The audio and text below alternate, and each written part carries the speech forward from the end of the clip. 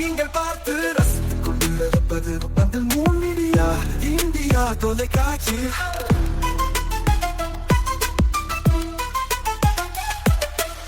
நீங்கள் பார்த்து ரசித்துக் கொண்டிருப்பது உங்கள் மீடியா இந்தியா தொலைக்காட்சி. நீங்கள் பார்த்து ரசித்துக் கொண்டிருப்பது உங்கள் மீடியா இந்தியா தொலைக்காட்சி.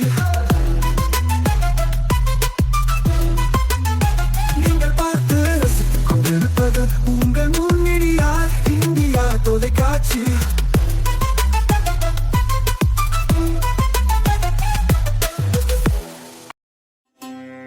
நாளும் ஒரு திருக்குறள். அறத்துப்பால். மக்கட்பேறு. ஈன்ற பொழுதின் பெரிதுவக்கும் தன் மகனை சான்றோன் என கேட்ட தாய்.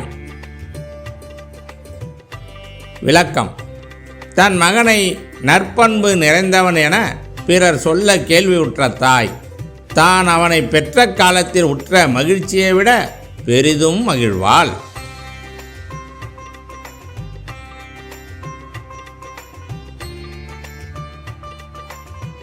வணக்கம். முன் மீடியா செய்திகளுக்காக உண்ணாமலை சம்பந்தம். இன்றைய முக்கிய செய்திகள்: தவளக்குப்பம் பகுதியில் மீனவர்கள் சாலை மறியல். கணவன் மனைவி மீது தாக்குதல் நடத்தியவர்களை கைது செய்ய வலியுறுத்தல்.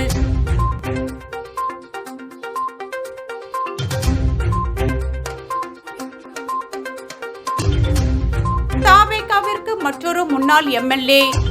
பரபரப்பாகும் புதுச்சேரி அரசியல் களம்.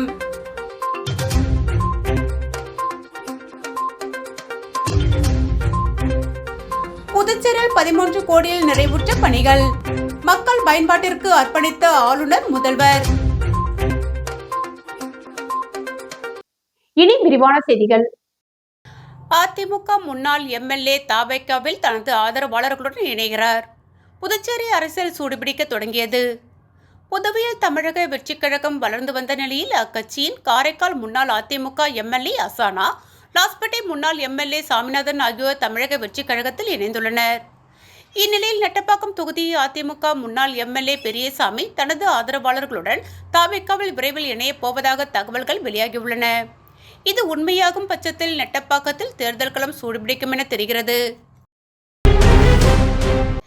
தவளக்குப்பம் அடுத்த நல்லவாடு மீனவ கிராமத்தில் சுனாமி குடியிருப்பு பகுதியில் வசிக்கின்ற சத்தியமூர்த்தி மற்றும் அவருடைய மனைவியை கத்தியால் தாக்கிய சில நபர்களை குண்டர் சட்டத்தில் கைது செய்ய கோரி மீனவ கிராம மக்கள் தவளக்குப்பம் பகுதியில் சாலை மறியலில் ஈடுபட்டனர். புதுச்சேரி மாநிலம் தவளக்குப்பம் அடுத்த நல்லவாடு மீனவ கிராமத்தில் உள்ள ஒரு பெண்மணிக்கு தவளக்குப்பம் நல்லவாடு மெயின் ரோட்டில் உள்ள தனியார் திருமண மண்டபத்தில் நேற்று மதியம் நிச்சயதார்த்த விழா நடைபெற்றது. அப்பொழுது மண்டபத்தின் எதிரில் சில நபர்களால் பிரச்சனைகள் உருவாகின. அதனை பொருள்படுத்தாமல் நிகழ்ச்சியினை நடத்தினர். பிறகு இரவு நேரத்தில் நல்லவாடு மீனவ கிராமத்தில் உள்ள சுனாமி குடியிருப்பு பகுதியில் வசித்து வரும் சத்தியமூர்த்தி என்பவர் தனது மனைவி சசிகுமாரியுடன் தனது மோட்டார் சைக்கிளில் பிள்ளையார்திட்டு கிராமம் அருகே சென்றபோது ஒரு கும்பல் திடீரென வழிமறித்து தகராறில் ஈடுபட்டனர். தொடர்ந்து அந்த கும்பல் சத்தியமூர்த்தியை பலமாக கத்தியால் தாக்கியதாக கூறப்படுகிறது. அதில் தலை உள்ளிட்ட பல்வேறு பகுதிகளில் காயமடைந்த அவர் மயங்கி விழுந்துவிட்ட நிலையில் அவரது மனைவி சசிகுமாரிக்கும் கத்திவிட்டு விழுந்ததாக தெரிகிறது. இருவரையும் தவளக்குப்பம் அரசு ஆரம்ப சுகாதார நிலையம் கொண்டு சென்று மேல் சிகிச்சைக்காக கிருமாம்பாக்கம் தனியார் மருத்துவமனையில் அனுமதிக்கப்பட்டு தீவிர சிகிச்சை அளிக்கப்பட்டு வந்தன. இதனை அறிந்த ஊர் பொதுமக்கள் கொந்தளிப்புடன் கத்தியால் தாக்கிய நபர்களை கைது செய்ய கோரி நல்லவாடு கிராம பகுதியில் போராட்டத்தில் ஈடுபட்டனர். தெற்கு காவல்துறை கண்காணிப்பாளர் ஜிந்தா கோதண்டராமன் தலைமையில் நேற்றிரவு போலீசார்கள் சம்பந்தப்பட்ட இடத்தில் பாதுகாப்பு பணியில் ஈடுபட்டனர். அதனைத் தொடர்ந்து அப்பகுதியில் கலவரங்கள் நீடித்து வந்த நிலையில் இன்று காலை நல்லவாடு மீனவ கிராம பொதுமக்கள் திரளாக திரண்டு தவளக்குப்பம் சந்திப்பில் சாலை மறியல் மற்றும் போராட்டத்தில் ஈடுபட்டனர். இதனால் அப்பகுதியில் பெரும் பரபரப்பு ஏற்பட்டது. நல்லவாடு கிராம மக்கள் கூறுகையில், சம்பந்தம் இல்லாமல் ஒரு நபரை கஞ்சா மற்றும் குடிபோதையில் தாக்கிய நபர்களை குண்டர் சட்டத்தில் கைது செய்த கோரி வலியுறுத்தினர். இதனால் அப்பகுதியில் பெரும் பரபரப்பு ஏற்பட்டது. காவல்துறை அதிகாரிகள் அவர்களை சமாதானம் பேசி அனுப்பி வைத்தனர்.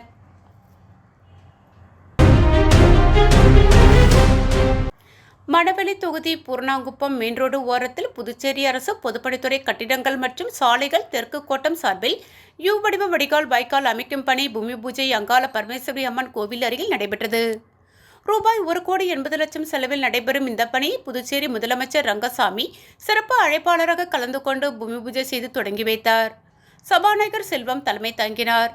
இந்த நிகழ்ச்சியில் பொதுப்பணித்துறை தலைமை பொறியாளர் வீரசெல்வம், செயற் பொறியாளர் சந்திரகுமார், உதவி பொறியாளர் நடராஜன், இளநிலை பொறியாளர் கார்த்திக் மற்றும் தொகுதி முக்கிய நிர்வாகிகள், திருப்பணி குழுவினர் மற்றும் பொதுமக்கள் பலர் கலந்து கொண்டனர்.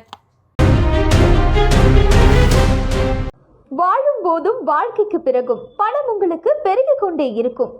அனைவருக்கும் புதிய வாய்ப்பு. நீங்கள் உழைக்கும் குணம் கொண்டவரா? அப்படியானால் நீங்கள் நேர்மையுடன் முதலீடு இல்லாமல் சம்பாதிக்க அரிய வாய்ப்பை நாங்கள் தருகிறோம். மேலும் எரிவாயு godown, super market, solar plant அமைத்து பணம் சம்பாதிக்கலாம். முக்கியமாக முதலீடு இல்லாமல் வருமானம் வரும் வாய்ப்பு. வயது வேறுபாடின்றி, கல்வி தகுதியின்றி அனைவரும் இணைந்து பணம் சம்பாதிக்கலாம். வாருங்கள், LDBS பஜார் உங்களை அன்போடு வரவேற்கிறது. எங்களுடன் இணைந்து நேர்மையான முறையில் பணத்தை சம்பாதியுங்கள்.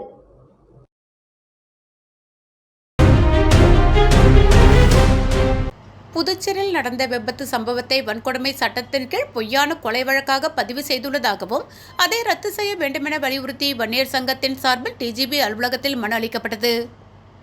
புதுச்சேரி கூனச்சம்பட்டு காலனியை சேர்ந்த விநாயகம் என்பவர் இருசக்கர வாகனத்தில் மணலிப்பட்டு ஆற்றங்கரையில் இருந்து கடந்த 6ஆம் தேதி வந்து கொண்டிருக்கும் பொழுது எதிரே வந்த நந்தகுமார் என்பவரின் வாகனத்தோடு மோதி விபத்துக்குள்ளானது.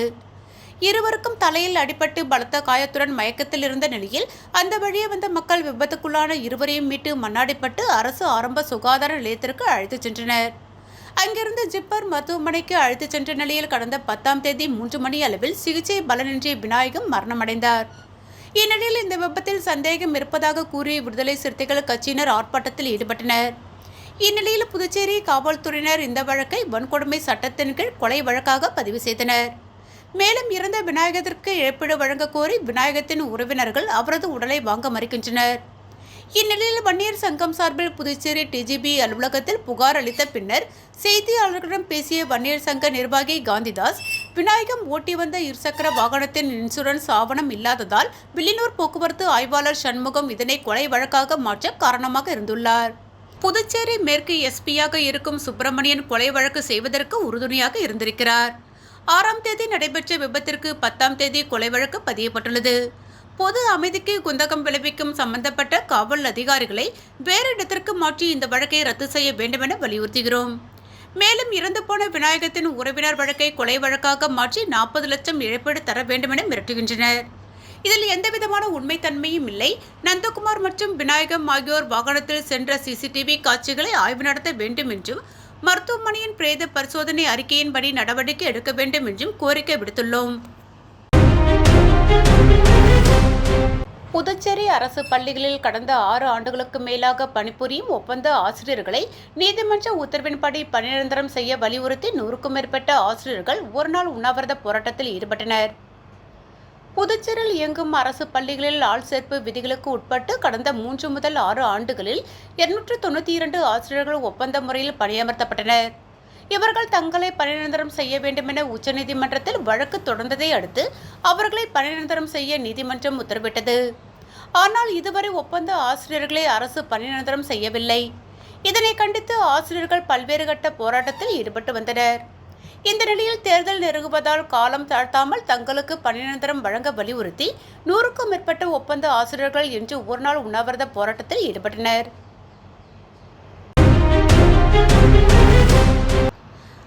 புதுச்சேரியில் ரூபாய் 7.61 கோடி மதிப்பில் சலவை நிலையங்கள், சுகாதார மீன் அங்காடி திறந்து வைக்கப்பட்டது. புதுச்சேரி நகராட்சி சார்பில் ஸ்மார்ட் சிட்டி நிறுவனம் மூலம் ஒருங்கிணைந்த நீடித்த நகர்ப்புற வளர்ச்சிக்கான CATI ஒருங்கிணைந்த நீடித்த நகர்ப்புற வளர்ச்சிக்கான சிட்டிஸ் திட்டத்தின் கீழ் ரூபாய் 7.61 கோடி மதிப்பில் கட்டப்பட்ட பல்வேறு கட்டிடங்கள் இன்று திறந்து வைக்கப்பட்டன. மரப்பாலத்தில் ரூபாய் 3.82 கோடியில் 20 குடியிருப்புகளுடன் கூடிய சலவை நிலைய கட்டிடம், வைத்துக்குப்பம் ராமலிங்க நகரில் ரூபாய் 1.86 கோடியில் சலவை நிலைய கட்டிடம், உப்பளம் நேதாஜி நகரில் ரூபாய் 1.93 கோடியில் சுகாதாரமான மீன் அங்காடி ஆகியவை அமைக்கப்பட்டுள்ளன. இந்த திட்டங்களின் திறப்பு விழா மரப்பாலத்தில் நடைபெற்றது. இதில் கவர்னர் கைலாஷ்நாதர், முதல்வர் ரங்கசாமி கலந்து கொண்டு சலவை நிலைய கட்டிடங்கள் மற்றும் சுகாதார மீன் அங்காடியை திறந்து வைத்தனர்.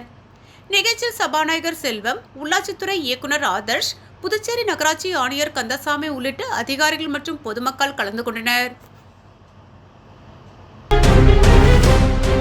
மணவெளி சட்டமன்ற தொகுதியில் உள்ள அனைத்து வீடுகளுக்கும் தொகுதி சட்டமன்ற உறுப்பினரும் சட்டப்பேரவைத் தலைவருமான செல்வம் அவர்கள் தனது சொந்த செலவில் புத்தாண்டை முன்னிட்டு ஆண்டுதோறும் தினசரி நாள்காட்டி வழங்கி வருகிறார். இதன்படி எதிர்வரும் 2026 புத்தாண்டை முன்னிட்டு மணவெளி சட்டமன்ற தொகுதியில் உள்ள அனைத்து வீடுகளுக்கும் புதிய தினசரி நாள்காட்டி வழங்கும் நிகழ்ச்சியை இன்று பூர்ணாங்குப்பத்தில் உள்ள அருள்மிகு ஸ்ரீ அங்காளம்மன் ஆலயத்தில் சட்டப்பேரவைத் தலைவர் செல்வம் அவர்கள் தொடங்கி வைத்தார். இந்த நிகழ்ச்சியில் பாஜக மாநில மாவட்ட நிர்வாகிகள், தொகுதி நிர்வாகிகள், ஆலய நிர்வாக அதிகாரி மற்றும் அங்காளம்மன் கோவில் நிர்வாகிகள், பொதுமக்கள் கலந்து கொண்டனர். வாழும் போதும் வாழ்க்கைக்கு பிறகும் பணம் உங்களுக்கு பெருகிக் கொண்டே இருக்கும். அனைவருக்கும் புதிய வாய்ப்பு. நீங்கள் உழைக்கும் குணம் கொண்டவரா? அப்படியானால் நீங்கள் நேர்மையுடன் முதலீடு இல்லாமல் சம்பாதிக்க அரிய வாய்ப்பை நாங்கள் தருகிறோம். மேலும் எரிவாயு godown, super market, solar plant அமைத்து பணம் சம்பாதிக்கலாம். முக்கியமாக முதலீடு இல்லாமல் வருமானம் வரும் வாய்ப்பு. வயது வேறுபாடின்றி, கல்வி தகுதியின்றி அனைவரும் இணைந்து பணம் சம்பாதிக்கலாம். வாருங்கள், LDBS பஜார் உங்களை அன்போடு வரவேற்கிறது. எங்களுடன் இணைந்து நேர்மையான முறையில் பணத்தை சம்பாதியுங்கள்.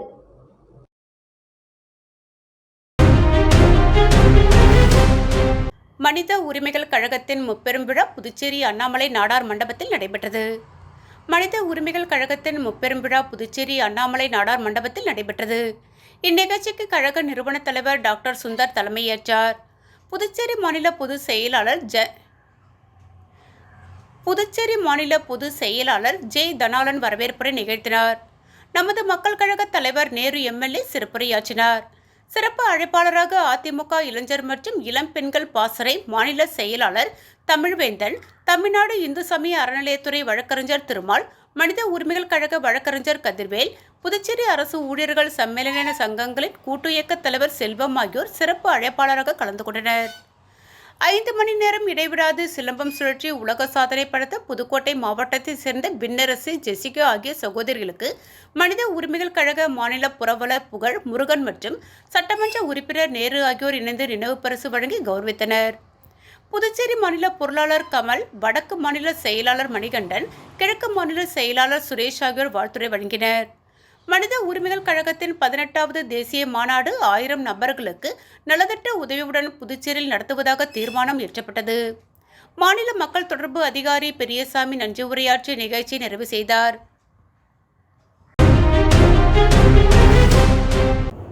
பாண்டிச்சேரி 6வது 15 ரெட் மாநில தரவரிசை ஸ்னூக்கர் போட்டி 2025 வெற்றிகரமாக நடத்தப்பட்டது. பாண்டிச்சேரி 6வது மாநில தரவரிசை மற்றும் 15 ரெட் மாநில தரவரிசை ஸ்னூக்கர் போட்டி 2025 டிசம்பர் 12 முதல் 14 வரை புதுச்சேரியில் உள்ள மில்லேனியம் கிங்டம் பில்லியர்ட்ஸ் மற்றும் ஸ்னூக்கர் அகாடமியில் நடைபெற்றது. இப்போட்டி பாண்டிச்சேரி கியூ விளையாட்டு சங்கத்தின் தலைவர் ராஜாகுமாரி தலைமையில் நடத்தப்பட்டது. இந்த போட்டியில் புதுச்சேரி, காரைக்கால், மாஹே மற்றும் ஏனாம் பகுதிகளை சேர்ந்த திறமையான வீரர்கள் உற்சாகமாக பங்கேற்று உயர்தர ஸ்னூக்கர் விளையாட்டை வெளிப்படுத்தினர். சயித் மற்றும் ஜுல்வான் இடையே நடைபெற்ற இறுதிப் போட்டி மிகுந்த பரபரப்பையும் கவனத்தையும் பெற்றதுடன் சமூக ஊடகங்களில் வைரலானது. மாநிலத்தின் முன்னணி வீரரை வீழ்த்தி ஜுல்வான் சாம்பியன் பட்டத்தை வென்றார். இவ்விழாவில் புதுச்சேரி மாநில நிர்வாக குழு உறுப்பினரும் விளையாட்டு மற்றும் இளைஞர் நலத்துறை இயக்குநருமான சுதாகர் முதன்மை விருந்தினராக கலந்து கொண்டு வெற்றி பெற்ற வீரர்களுக்கு பரிசுகள் வழங்கினார். புதுச்சேரி முதலியார்பேட்டையில் புத்தம்போது பொலிவுடன் அமைக்கப்பட்டுள்ள ஸ்ரீ ஆனந்தி ட்ரேடிங் கம்பெனியை முதலமைச்சர் ரங்கசாமி ரிப்பன் வெட்டி தொடங்கி வைத்தார். புதுச்சேரியில் புத்தம்புது பொலிவுடன் அமைக்கப்பட்டுள்ள ஸ்ரீ ஆனந்தி ட்ரேடிங் கம்பெனி சென்னை, பெங்களூர், ஹைதராபாத், திருச்சி ஆகிய இடங்களில் செயல்பட்டு வருகிறது. இதன் ஒரு பகுதியாக புதுச்சேரி முதலியார்பேட்டை கடலூர் சாலையில் புதிய கிளை அமைக்கப்பட்டுள்ளது. இதன் திறப்பு விழா இன்று நடைபெற்றது. இந்த விழாவில் சிறப்பு விருந்தினராக கலந்து கொண்ட முதலமைச்சர் ரங்கசாமி ரிப்பன் வெட்டியும் குத்துவிளக்கு ஏற்றியும் திறந்து வைத்தார். இந்த நிகழ்ச்சியில் ஆனந்தி ட்ரேடிங் கம்பெனி உரிமையாளர்கள் மற்றும் நிர்வாகிகள், ஊழியர்கள் என அனைவரும் திரளாக கலந்து கொண்டனர். ஆனந்தி ட்ரேடிங் கம்பெனியில் எலிவேஷன் வேலைகள், கண்ணாடி வேலைகள், ஸ்பைடர் கிளாசிக் வேலைகள் மற்றும் பெயர் பலகைகள், கண்ணாடி வகைகளின் வேலைகள் உள்ளிட்ட பல்வேறு பணிகள் இந்த நிறுவனத்தால் மேற்கொள்ளப்படுகிறது. மீண்டும் இன்றைய முக்கிய செய்திகள். தவளக்குப்பம் பகுதியில் மீனவர்கள் சாலை மறியல். கணவன் மனைவி மீது தாக்குதல் நடத்தியவர்களை கைது செய்ய வலியுறுத்தல்.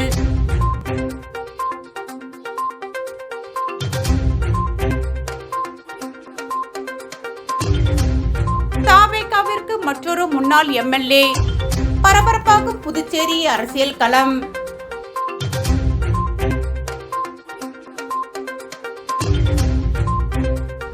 புதுச்சேரியில் 13 கோடியில் நிறைவுற்ற பணிகள் மக்கள் பயன்பாட்டிற்கு அர்ப்பணித்த ஆளுநர் முதல்வர்.